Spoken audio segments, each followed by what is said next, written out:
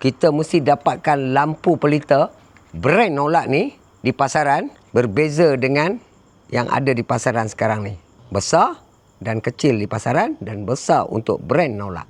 Pelita memang cantik pada suasana raya. Tapi yang paling leceh nak beli minyak tanah tu. Dah lah tak selamat. Bahaya kat budak-budak. Sebab tu Pak Ngah beli lampu pelita brand Nolak ni.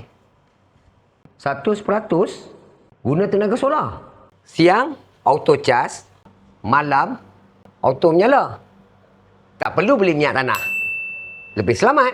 Tak perlu guna api. Tak panas dan selamat. Pasang sekali, setiap malam menyala sendiri. Siap ada waranti setahun. Rosak, ganti baru. Tekan link di bawah untuk dapatkan harga promo di website. Pastikan brand Nolak baru beli. Tekan link sekarang.